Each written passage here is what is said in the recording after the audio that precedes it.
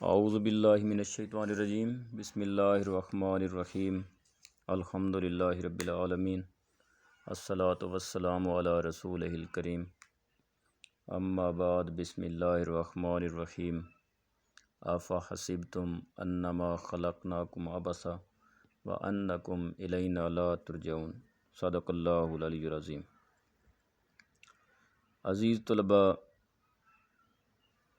कल से हमने सेंटेंस करेक्शन का प्रोसेस शुरू किया था। उम्मीद है आप इस्तेफ़ादा कर रहे होंगे और लिख भी रहे होंगे।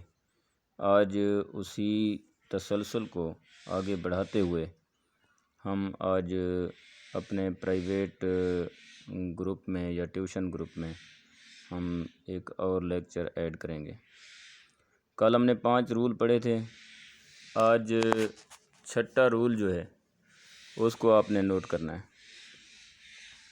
बेटे, ये एग्ज़ाम्पल्स आप 2 पहले लिख लें, क्योंकि हमारे पास वाइट बोर्ड की सहूलत सामने नहीं है, तो बात पहले की जाए और एग्ज़ाम्पल बाद में दी जाए तो समझ में प्रॉब्लम होता है। पहले आप इसको देख लें कि जो एग्ज़ाम्पल्स मैं देना चाह रहा हूँ।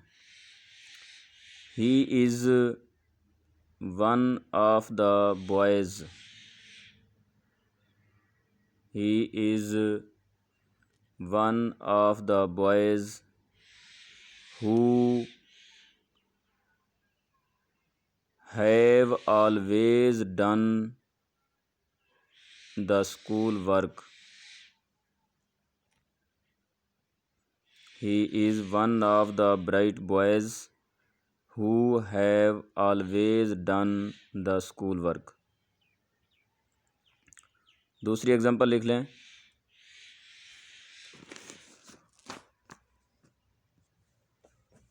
The girl and the first man. The girl and the first man are disturbed to see the second man who has entered the bus station. बेटा, इन 2 एग्जांपल को सामने रखें और जो चीज़ें कह रहा हूँ उनको अंडरलाइन करें। पहली एग्जांपल में बॉयज़ हु हैव को अंडरलाइन करें। Boys who have.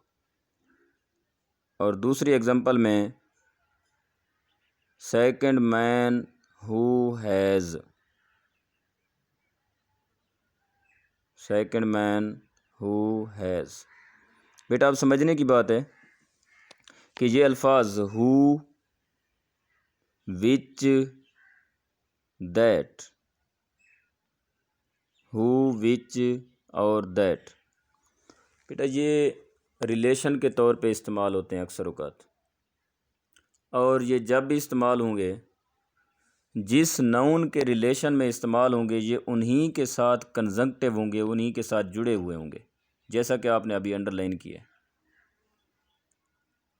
अब ये जिस नाउन के लिए इस्तेमाल होंगे उस नाउन के मुताबिक वर्ब लगेगा। यानी फ़र्ज़ करें, अगर ये प्लूरल नाउन के लिए इस्तेमाल हुए हैं तो इनके बाद विच, हु या दैट के बाद प्लूरल वर्ब लगेगा। अगर ये सिंगुलर नाउन के लिए इस्तेमाल हुए हैं तो इनके बाद सिंगुलर वर्ब लगेगा। अब जिस तरह आपने अंडरलाइन किया है, जहाँ ये हु बॉयज़ के लिए इस्तेमाल हुआ है वहाँ पर हमने हैव लगाया है, और जहाँ पर हु मैन के लिए इस्तेमाल हुआ है वहाँ हमने इसे वर्ब हैज़ दिया है। उम्मीद है ये बात आपको समझ आ गई होगी। अगला रूल है बेटे, ये भी लिस्ट बना लें अपने पास। ज़ाहिर है क्लास लेक्चर में कुछ चीज़ें मिस हो जाती हैं, तो अभी तसल्ली से हर चीज़ आपको बता रहा हूँ, तो लिखते जाएं। इनको रट्टे से तैयार भी करना है। कुछ नाउन बेटे ऐसे हैं जिनके साथ एस उनका नेचुरल होता है। एंड पे जो एस जुड़ा हुआ होता है वो उनका नेचुरल होता है, यानी गोया उनका हिस्सा होता है। लेकिन अक्सर स्टूडेंट उस एस की वजह से उनको जमा समझ लेते हैं और उनको वर्ब भी उसी तरह प्लूरल दे देते हैं। तो ये अल्फाज आपके नोट करने के हैं। ये लिस्ट 1 करें, लिस्ट 1 वेजेस, WAGES। दूसरा news, NEWS। Tidings, TIDINGS।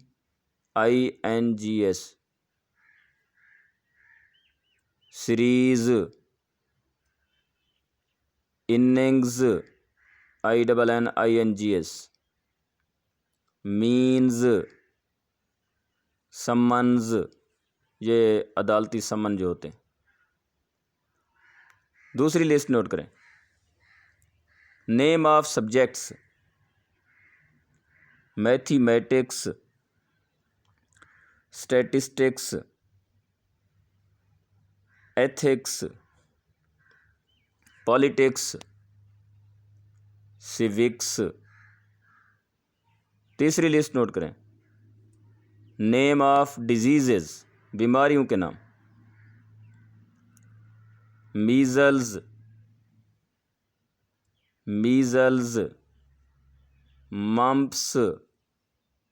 Mumps, rabies,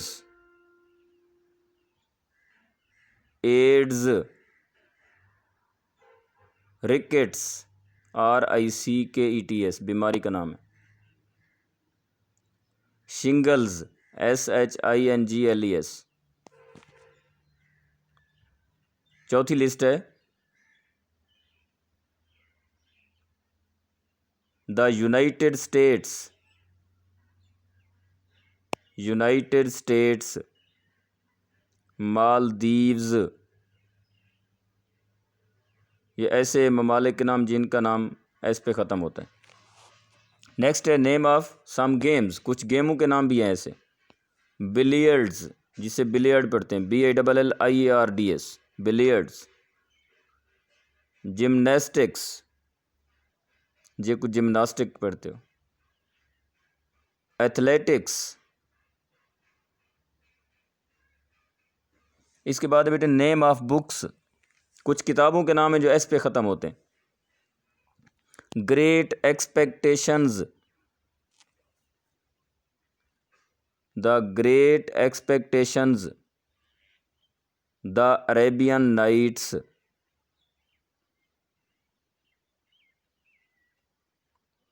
ये नोट कर लिया बेटे। अब ज़हन में रखें, इन तमाम अल्फाज का जो एस है, उस एस का मतलब इनका जमा होना नहीं है, बल्कि वो जो एंड पे एस है वो इनका बाकायदा हिस्सा है। इनके नाम का वो हिस्सा है, वो एस जमा बनाने वाला एस नहीं है। तो इन तमाम के साथ अमूमन सिंगुलर वर्ब इस्तेमाल होता है। सिंगुलर वर्ब, एक दो एग्जांपल लिख लें। Wages of sin is hell, wages of sin is hell. लेकिन ये लफ्ज़ वेजेस अगर तनख्वाहों के तौर पे इस्तेमाल हो जाए तो फिर ये जमा होगा। वेजेस मतलब बदला, तब ये सिंगुलर है। वेजेस अगर तनख्वाह की जमा है तो फिर ये सिंगुलर नहीं बल्कि प्लूरल लगेगा, यानी wages are paid daily. Tidings, लहरें, टाइडिंग्स सिंगुलर रहेगा। सीरीज, इनिंग्स, ये सारे बेटे सिंगुलर हैं। अब एक और एग्जांपल लिख लें। Measles, measles is a dangerous disease, measles is a dangerous disease. The great expectations, the great expectations is an interesting book. तो बेटा ये चांद एक एग्जांपल है मज़ीद, लेकिन एक बात जहन में रखें, लफ्ज़ अमूमन मैं हमेशा बोलता हूँ ग्रामर के रूल्स में कभी कोई रूल जो है वो हर्फ आखिर नहीं होता। वो रूल तब तक वैलिड है जब तक वो इस्तेमाल हो रहा है। जब वो आगे जाकर कहीं अपनी पेनल्टी लेता है या अपना करवट ले लेता है तो उधर जाकर वो अपना रूल भी शायद शक्ल भी तब्दील कर सकता है, जैसे कि मैंने वेजेस की मिसाल दी है। इसी तरह ये स्कूल सब्जेक्ट के तौर पर अगर ये mathematics, statistics, ethics, politics, civics, अगर ये स्कूल सब्जेक्ट के तौर पे इस्तेमाल होते हैं, ये सिंगुलर होते हैं। अगर इनके अलावा कहीं स्कूल के अलावा इस्तेमाल होते हैं तो फिर ये प्लूरल हो सकते हैं। ये कहाँ स्कूल सब्जेक्ट हैं और कहाँ आम रूटीन में इस्तेमाल होते हैं, एक एग्जांपल ये भी नोट कर लें। स्टैटिस्टिक्स, ये स्कूल सब्जेक्ट की मिसाल दे रहा हूँ। Statistics was always my favourite subject. Statistics was always my favourite subject. ये स्कूल सब्जेक्ट है तो यहाँ पे हम इसको सिंगुलर ले रहे हैं। अगर स्टैटिस्टिक्स का मतलब कुछ और लिया जाए, मिसाल के तौर पे statistics show that a population explosion, statistics show that a population explosion is taking place। अब यहाँ बेटा स्टैटिस्टिक्स से मुराद आदाद शुमार, यहाँ स्कूल सब्जेक्ट नहीं है, यहाँ इसका मतलब है आदाद शुमार, यानी आदाद शुमार बताते हैं कि बहुत बड़ा आबादी का धमाका होने जा रहा है। एक और एग्जांपल भी, यकीनन आप इस पर कंफ्यूज होंगे कि एज अ स्कूल सब्जेक्ट ये सिंगुलर हैं, स्कूल सब्जेक्ट से हट कर ये प्लूरल है। अब ये देख लें, economics was always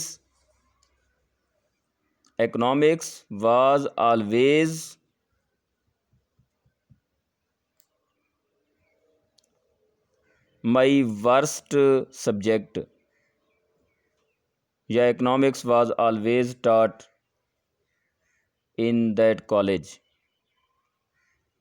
यहाँ पे ज़ाहिर इकोनॉमिक्स सब्जेक्ट ऑफ स्टडी है, सिंगुलर है। अब प्लूरल कैसे है? द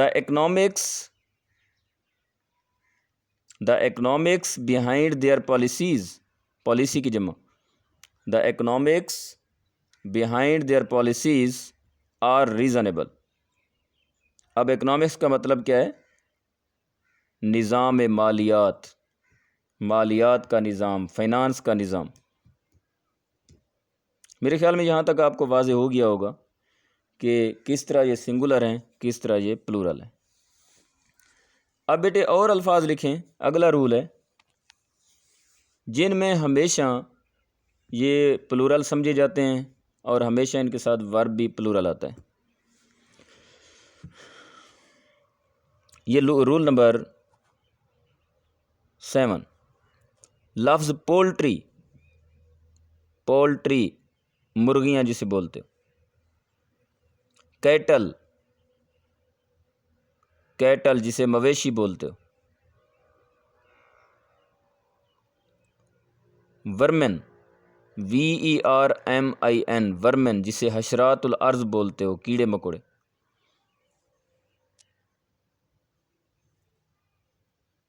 जेंट्री, जेंट्री शरीफ तबका, क्लर्जी, क्लर्जी मैन पारसा आदमी, पादरी आदमी। बेटा ये हमेशा जहाँ भी इस्तेमाल होंगे इनके बाद हमेशा वर्ब प्लूरल आएगा, इनके बाद वर्ब प्लूरल आएगा। इसकी एग्जांपल है poultry, poultry are sold in the बाज़ार,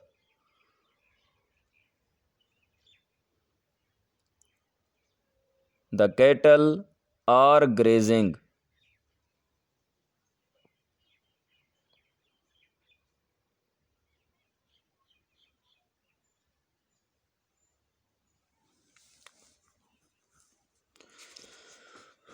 नेक्स्ट है बेटे रूल नंबर 8,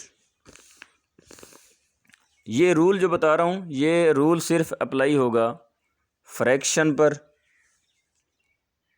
मैथमेटिकल टर्म बता रहा हूँ, फ्रैक्शंस, पोर्शंस या परसेंटेजेस पर। ये रूल यहाँ तक अप्लाई होगा, फ्रैक्शन, पोर्शन या परसेंटेज पर। इसमें बेटा आप एक लफ्ज़ जिसको इन्वर्टेड कॉमास में रख लें, उसको मैं बोल रहा हूँ of phrase, O F of phrase, phrase जैसे आपकी स्पेलिंग देखते हैं आप, ऑफ फ्रेज। अब देखिएगा कि ऑफ फ्रेज से पहले, ऑफ फ्रेज में ऑफ से पहले या फ्रैक्शन होगा या पोर्शन होगा या परसेंटेज होगा। मिसाल के तौर पर हाफ ऑफ, 3/4 यानी half of these cases, 3/4 of an acre, ACRE, एकड़ जो ज़मीन की पैमाइश का पैमाना है। 2/3 of the school, 2/3 of the school, 20% of the population, 20% of the population, 20% of the books, 20% of the books. अब लिख लिया तो ज़रा सुने। अब ऑफ के बाद जो अभी ऑफ फ्रेज बोला है, ऑफ के बाद अगर कोई आने वाला जो नाउन है वो सिंगुलर है तो वर्ब सिंगुलर लगेगा। अगर ऑफ के बाद आने वाला नाउन या प्रोनाउन प्लूरल है तो वर्ब उसका प्लूरल लगेगा। जैसे कि पहली एग्जांपल में half of the cases, cases जमा है तो हम कहेंगे were solved, half of the cases were solved. Next example जो अधूरी छोड़ी थी मैंने वो है 3/4 ऑफ एन एकड़, अब एकड़ सिंगुलर है, इज सोल्ड, 3/4 ऑफ एन एकड़ इज सोल्ड, यहाँ आर सोल्ड नहीं कर चुके, एकड़ सिंगुलर है। 2/3 ऑफ द स्कूल, अब ऑफ के बाद स्कूल सिंगुलर है, goes down, goes down with disease, goes down होता है शिकार हो जाना, यानी स्कूल की 2/3 जो अक्सरियत है वो बीमारी का शिकार हो गई। 20% of the population, population singular है, इज़ पुअर। इसी तरह 20% ऑफ द बुक्स, अब बुक्स आ गया है, आर सोल्ड।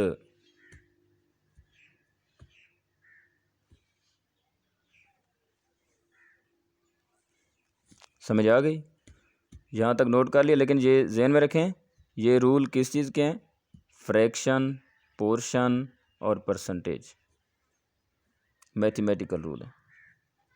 इसके बाद है बेटे अगला रूल जो है रूल नंबर 9।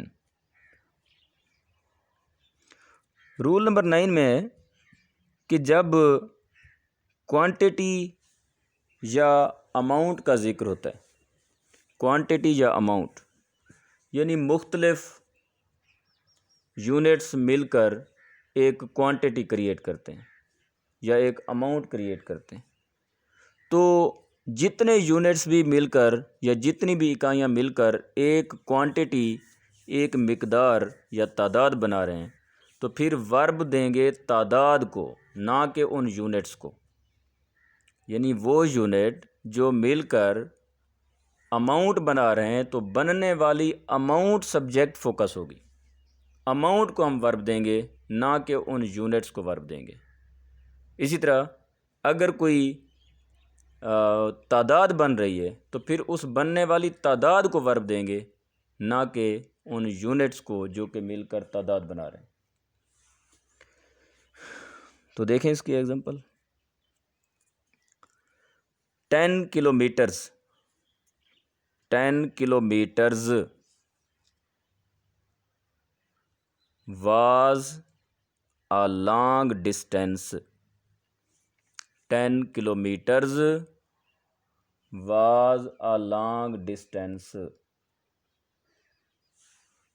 डिस्टेंस क्या बन रहा है? 10 किलोमीटर से बनने वाला जो आगे मरकज़ है वो है डिस्टेंस। हम वर्ब डिस्टेंस को देंगे, ना कि 10 किलोमीटर्स को। इसी तरह $50,000, $50,000 वाज अ लार्ज अमाउंट। हम लार्ज अमाउंट को वर्ब दे रहे हैं, ना कि $50,000 को वर्ब देंगे। यानी ये क्वांटिटी और अमाउंट का रूल है जो आपको बताया है कि मुख्तलिफ यूनिट्स या मुख्तलिफ इकाइयाँ मिलकर जब क्वांटिटी या अमाउंट को ज़ाहिर करें तो फिर बनने वाली क्वांटिटी और अमाउंट जो है उसको हम वर्ब देंगे, ना कि उन यूनिट्स को देंगे। तो मेरे ख्याल में एक आखिरी रूल ऐड हो जाए, चूँकि कल हमने 5 रूल पढ़े थे। एक और रूल है बेटा,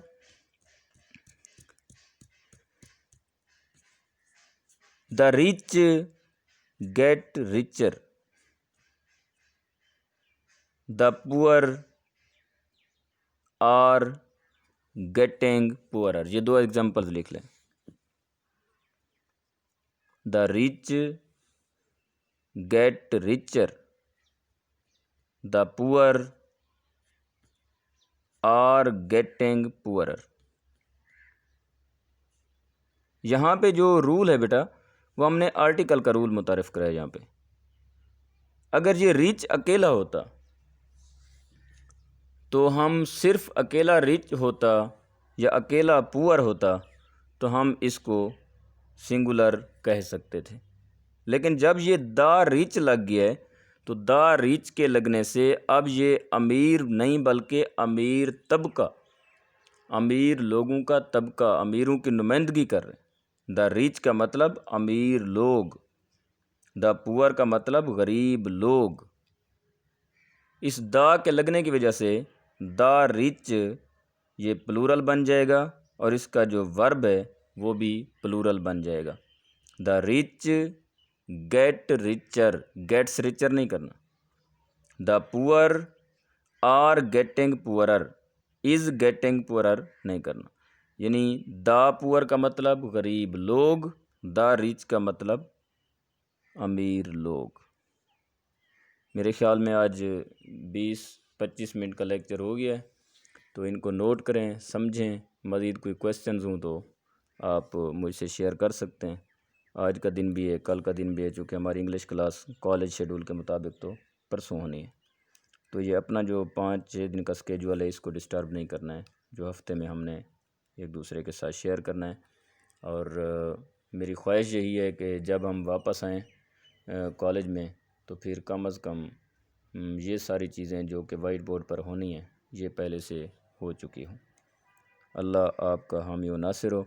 और जो चीज़ आपको व्हाट्सएप पर अवेल नहीं होती वही व्हाट्सएप पे वही चीज़ मैं यूट्यूब पे भी अपलोड कर देता हूँ।